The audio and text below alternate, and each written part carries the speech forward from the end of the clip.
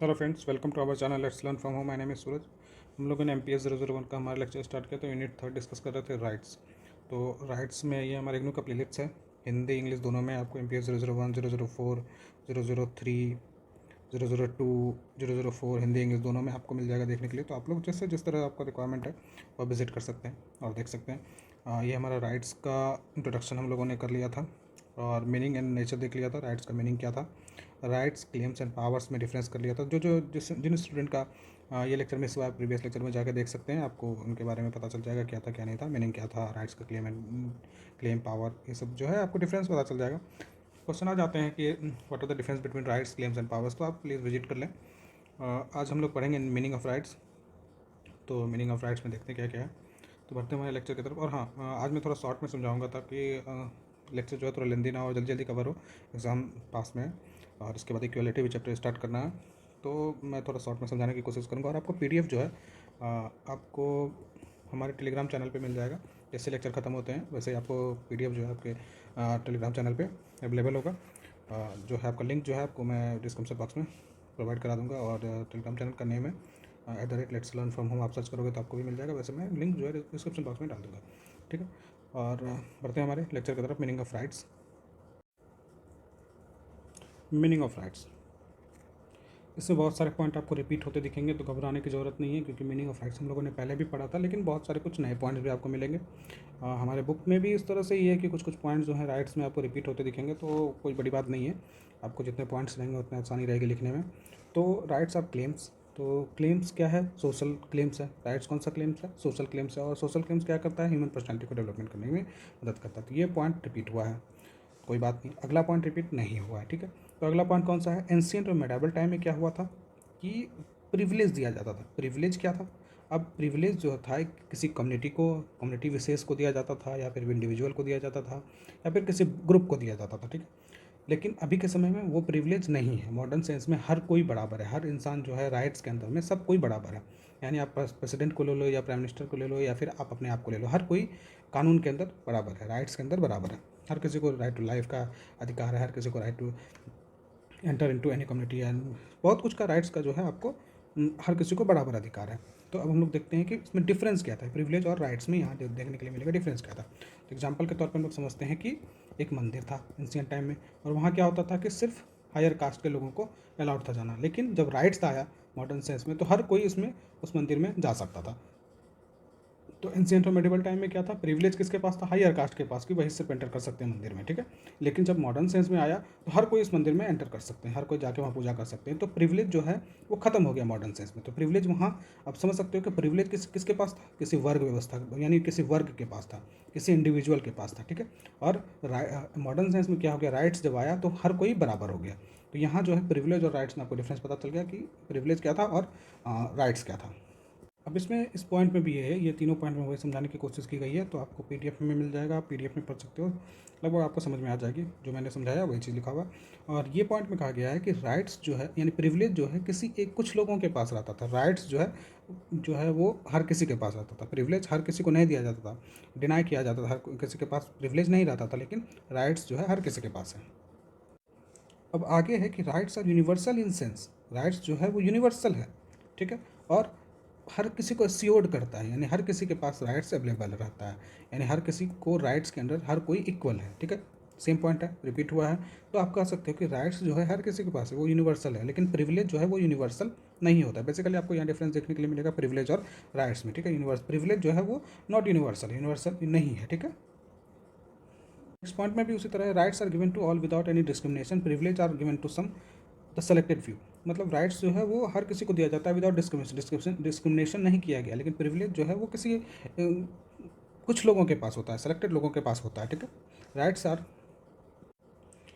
अब next point में ये समझने वाली बात है कि rights are obtain as a matter of right, privilege as a matter of patronage. मतलब इसमें कहने की कोशिश की जा रही है कि राइट्स जो है वो सब किसी को बराबर करने के लिए दिया जाता है, हर कोई को बराबर सा एक लाइन पे खड़ा करने, यानी हर कोई एक समान है राइट्स के अंदर, ये कहने की राइट्स जो है इस वजह से दिया जाता है। लेकिन प्रिविलेज जो है किसी का संरक्षण में किया जाता है, यानी किसी को संरक्षण देने के लिए दिया जाता है प्रिविलेज, ठीक है। अब नेक्स्ट पॉइंट में है कि राइट्स जो है वो डेमोक्रेटिक सोसाइटी में दिया जाता है, प्रिविलेज जो है अनडेमोक्रेटिक सोसाइटी में दिया जाता है। यानी जो अनडेमोक्रेटिक सोसाइटी में फंक्शन करता है प्रिविलेज, ठीक है। तो राइट्स जो डेमोक्रेटिक सोसाइटी में आपको कहीं भी प्रिविलेज देखने के लिए नहीं मिलेगा। हर कोई को किसी को हर कोई एक राइट्स के अंदर जो है एक एंटाइटल्ड है राइट्स के अंदर, लेकिन जो है अनडेमोक्रेटिक सोसाइटी में आपको प्रिविलेज देखने के लिए मिलेगा, जैसे कि डिक्टेटरशिप में, ठीक है, या फिर किंगशिप में। तो इस तरह से आपको वहाँ प्रिविलेज देखने के लिए मिलेगा। अब नेक्स्ट है कि जेफरसन सेड, यानी जेफरसन के द्वारा कहा गया कि man have rights because they are by nature human beings, rights are given by nature. यानी अब जो है उनका कहना था कि मैन जो है वो उनके पास राइट्स है, हमेशा से था। क्यों? क्योंकि वो राइट्स जो है नेचुरल है और राइट्स जो है नेचर के द्वारा गया। यानी मैन जो है नेचुरल है और राइट्स जो है नेचर के द्वारा दिया गया है। तो इस वजह से मैन के पास जो है, ह्यूमन बींग के पास जो है वो राइट्स हमेशा से रहा है। अब एक थिंकर है हॉलैंड, ठीक है। हॉलैंड ने क्या डिफाइन किया राइट्स को कि वन मैंस कैपेसिटी। राइट्स क्या है कि one men's capacity of influencing the act of others not by his own strength but by the strength of society. मतलब इसमें कहने की कोशिश की जा रही है कि हॉलैंड क्या कह रहे हैं कि जो एक इसमें कहा जा रहा है कि ह्यूमन बींग जो यानी एक इंडिविजुअल इंसान भी अगर सोसाइटी का मदद मिल जाए, अगर सोसाइटी के स्ट्रेंथ से वो हर किसी को इन्फ्लुएंस कर सकता है, ठीक है। अपने स्ट्रेंथ से नहीं, सोसाइटी के स्ट्रेंथ से वो इन्फ्लुएंस कर सकता है किसी को भी, ठीक है। तो इसमें हॉलैंड क्या कहा जा रहा था। बट क्या कहा जा रहा है नेक्स्ट पॉइंट में कि Holland is describing rights only as a social claims that there are other aspect of rights as well. मतलब इसमें कहने की कोशिश की जा रही है हॉलैंड जो है सिर्फ सोशल क्लेम्स को डिस्क्राइब कर रहे हैं, यानी राइट्स के सोशल क्लेम्स को उजागर कर रहे हैं, लेकिन राइट्स के बहुत सारे अलग अलग फैक्टर्स भी हैं, अलग अलग एस्पेक्ट भी हैं, ठीक है। तो अब आगे देखते हैं कौन से एस्पेक्ट हैं राइट्स के। अब जो है कि वेल्डर जो है वो डिफाइन करते हैं राइट्स को कि right is a responsible claim to freedom in the exercise of certain activities. अब इसमें कहने की कोशिश की जा रही है कि राइट्स जो है राइट्स जो है एक रिस्पॉन्सिबल क्लेम है जो कुछ एक्टिविटीज़ को करने के लिए आपको फ्रीडम प्रदान करता है, ठीक है। ये डिफाइन करता है वेल्डर के द्वारा, यानी कुछ एक्टिविटीज़ करने के लिए आपको फ्री करता है राइट्स। यानी आपको राइट टू लाइफ, यानी कुछ एक्टिविटीज़ जैसे आप कह सकते हो कि राइट टू वर्क हो गया, ये आपको एक्टिविटीज़ जो है आपको फ्री करता है। राइट्स जो आपको फ्रीडम देता है कि आप कुछ एक्टिविटीज़ को कर सकें, ठीक है। आगे ये वेल्डर के द्वारा डिफाइन किया गया था राइट्स। आगे है अब बॉन्क्वेट के द्वारा कहा गया है कि right is a claim recognised by society and enforced by the state. यानी जो है कि इनके द्वारा कहा जा रहा है कि राइट्स जो है सोसाइटल क्लेम है, यानी सोसाइटी के द्वारा क्लेम किया गया, रिकॉग्नाइज किया गया और इन्फोर्स किसके द्वारा किया गया? स्टेट के द्वारा। इनको अकॉर्डिंग टू बॉन्क्वेट जो है ये था हमारा राइट्स का डेफिनेशन। और अकॉर्डिंग टू लास्की जो है राइट्स का जो है क्या डेफिनेशन है वो देखते हैं। लास्की के द्वारा कहा गया कि राइट्स जो है वो एक सोशल लाइफ में, यानी आपके लाइफ में इस तरह से घुल चुका है कि जिसके यानी आप अपने आप को राइट्स के यानी विदाउट राइट्स अपने आप को फील नहीं कर सकते आप, यहाँ सोसाइटी में आप अपने आप को फील नहीं कर सकते हो विदाउट राइट्स जो है। इस तरह से कहा गया कि राइट्स जो है एक इन जनरल जो है अपने आप को उभार नहीं सकता है, हिमसेल्फ को अपने बेस्ट तरीके से रिप्रेजेंट नहीं कर सकता है अगर राइट्स ना रहे सोसाइटी में। तो लास्की का ये कहना था, ठीक है। आगे बढ़ते हैं। हम लोगों ने बहुत सारे पॉइंट्स देखे, तो उसका एक समरी आप कह सकते हो कि working definition of rights should be involve certain aspect of they are. यानी अब इसमें कहने की कोशिश की जा रही है कि कुछ पॉइंट्स हम लोग एक समराइज करके बनाया गया है कि जो आपको राइट्स का जो है वर्किंग पॉइंट्स है, यानी वर्किंग डेफिनेशन जो है आप कह सकते हो कि ये सब है। तो सबसे पहले जो हम लोगों ने देखा था कि राइट्स जो एक सोशल क्लेम्स है, ठीक है, जो सोसाइटी के द्वारा बनाया गया है, सोसाइटी के द्वारा जो है रिकोगनाइज किया गया है। तो ये पहला पॉइंट था। तो ये आप कह सकते हो कि वर्किंग डेफिनेशन है राइट्स का। और जो है दूसरा डेफिनेशन क्या है कि एक जो सोसाइटल क्लेम्स है, जो है जो राइट्स है, वो ह्यूमन पर्सनालिटी को डेवलप करने की कोशिश की जाती है, यानी इंडिविजुअल को पर्सनालिटी को डेवलप किया जाता है उस राइट्स के द्वारा। वो राइट्स के ही थ्रू, राइट्स के ही हेल्प से जो है ह्यूमन अपने आप को बेस्ट वे में प्रेजेंट कर सकता है, ठीक है। अब नेक्स्ट पॉइंट में ये कहा जा रहा है कि जो है राइट्स जो है वो अपोज कर सकता है, वो इंडिविजुअल को इतना सक्षम बनाता है कि वो गवर्नमेंट को अपोज कर सकता है इफ़ द गवर्नमेंट एक्शन, यानी गवर्नमेंट का एक्शन अगर इंडिविजुअल के पर्सनैलिटी के डेवलपमेंट के विरुद्ध जा रहा है तो उसको भी अपोज कर सकता है। राइट्स जो है इंडिविजुअल जो है उस गवर्नमेंट के एक्शन को भी अपोज कर सकता है। ये जो है जो राइट्स है ये इंडिविजुअल को देता, ये कहाँ से आता है? सोसाइटी से आता है, यानी उसके अंदर में जो है राइट्स जो है तभी वो राइट्स के ही हेल्प से गवर्नमेंट को अपोज कर सकता है, ठीक है। नेक्स्ट पॉइंट में कहा जा रहा है कि राइट्स जो है वो स्टेट का रोल दिखाता है कि राइट्स में जो है राइट्स को प्रोटेक्ट करने में स्टेट का क्या रोल है। तो राइट्स को स्टेट जो है ग्रांट करता है और प्रोटेक्ट करता है, राइट, यानी स्टेट का जो है रोल यहाँ है कि राइट को जो है मेंटेनेंस जो है मेंटेनेंस पार्ट जो है राइट्स का वो स्टेट का है, ठीक है, ग्रांट नहीं करता है, सॉरी मैंने गलत बोल दिया, स्टेट डजंट ग्रांट राइट्स, यानी ग्रांट जो है सोसाइटी करता है, सोशल क्लेम्स है सोसाइटी ग्रांट करता है, रिकॉग्नाइज करता है, लेकिन मेंटेनेंस का जो काम है वो स्टेट का है, यानी स्टेट जो है उसको मेंटेन करता है, ठीक है। अब नेक्स्ट पॉइंट में लास्की क्या कहता है कि लास्की के अकॉर्डिंग जो है राइट्स जो है स्टेट को डिफाइन कर दिया गया है राइट्स के अकॉर्डिंग, यानी स्टेट का क्या रोल है, यानी वही स्टेट बन सकता है जो राइट को मेंटेन करे, ठीक है। लास्की का कहना था कि स्टेट जो है वही बन सकता है, वही एक स्टेट है जो राइट को मेंटेन कर सके, ठीक है।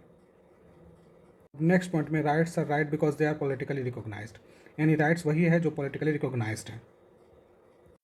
अब नेक्स्ट पॉइंट में क्या कहता है कि राइट्स जो है वो सोशल के द्वारा, यानी सोशल क्लेम चाहिए तो आपको पता है, तो सोशल क्लेम जो है कुछ ड्यूटीज़ के साथ आता है, इंडिविजुअल की ड्यूटीज़ के साथ आता है, जो मेंबर ऑफ सोसाइटी को उसको ड्यूटीज़ को भी फॉलो करने की ज़रूरत है, ठीक है, ये राइट्स है। तो अब ये हम लोग बेसिकली राइट्स का डेफिनेशन देख रहे हैं, यानी समरी देख रहे हैं राइट्स का, कि हम लोगों ने राइट्स पढ़ा तो उसका क्या क्या समरी हो सकता है, यानी बेसिकली हम लोग डिफाइन किस तरह से कर सकते हैं, ठीक है।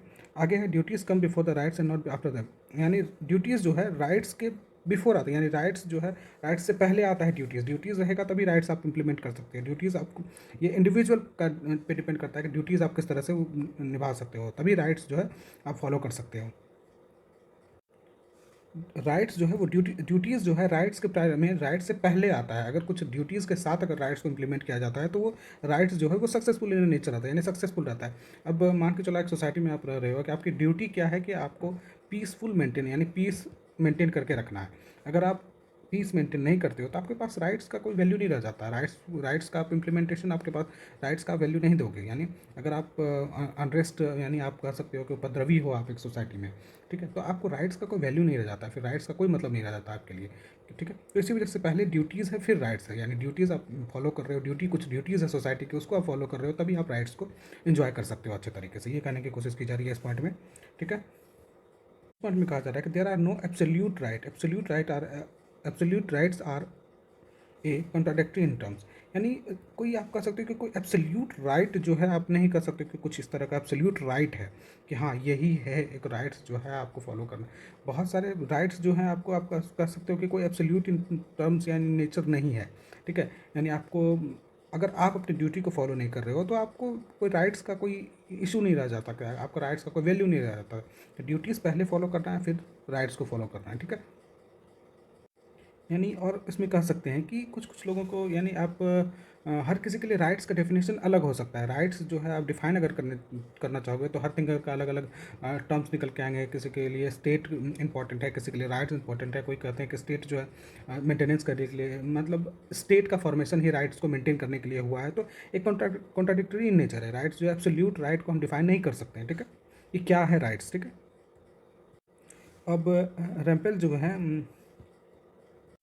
अब राफेल जो है उनका कहना था कि राइट्स को है समय के साथ बदला गया है, कुछ कोई सोसाइटी को टर्मिनोलॉजी को लेकर राइट्स को समझाने की कोशिश करता है, कोई पॉलिटिकल थ्योरी को लेकर, यानी समय के साथ वो धीरे धीरे बदलता जा रहा था, यानी लिबर्टी को यूज़ किया जाता है राइट्स में, तो कोई एक पर्टिकुलर आप कह सकते हो कि राइट्स को डिफाइन नहीं किया जा सकता कि राइट्स है क्या, आप उसको समझ सकते हो कि राइट्स क्या है, कैसे आया, लेकिन आप डिफाइन नहीं कर सकते हो कि राइट्स एक्चुअली है क्या, हर किसी का अलग अलग थिंकर है, वैसे भी पॉलिटिकल साइंस में आप कुछ भी डिफाइन नहीं कर सकते कि पर्टिकुलर एग्जैक्ट डेफिनेशन किसी भी चीज़ का क्या है, ठीक है। तो आप कह सकते हो कि राफेल जो है बहुत यही चीज़ को उजागर करते हैं कि समय के साथ, यानी पॉलिटिकल थ्योरी के साथ या सोसाइटी के साथ राइट्स का भी डेफिनेशन धीरे धीरे चेंज होते जाता है या समय के साथ चेंज होता है। पॉइंट्स आप लिख सकते हो इसमें, आप nature of meaning of rights में तो बहुत सारे मीनिंग्स आपको समझ में आ गए होंगे कि क्या है मीनिंग, यानी आप पर्टिकुलरली आप डिफाइन नहीं कर सकते हो कि मीनिंग क्या है राइट्स का, तो आप इसमें जोड़ तंग करके जैसे भी आपको समझ में आता है कुछ भी लिखोगे तो गलत नहीं होगा, राइट्स में क्या है क्या नहीं है, सोशल क्लेम्स है, पर्सनालिटी को डेवलप करने की कोशिश करता है, राइट्स क्या है, बहुत सारे पॉइंट आपको नजर आ जाएंगे इसमें। तो आपको पीडीएफ इसका मिल जाएगा आपको हमारे टेलीग्राम चैनल पे, तो जैसे लेक्चर खत्म होता है आपको पीडीएफ अवेलेबल हो जाएगा हमारे टेलीग्राम चैनल पे, वहाँ से आप डाउनलोड कर सकते हैं।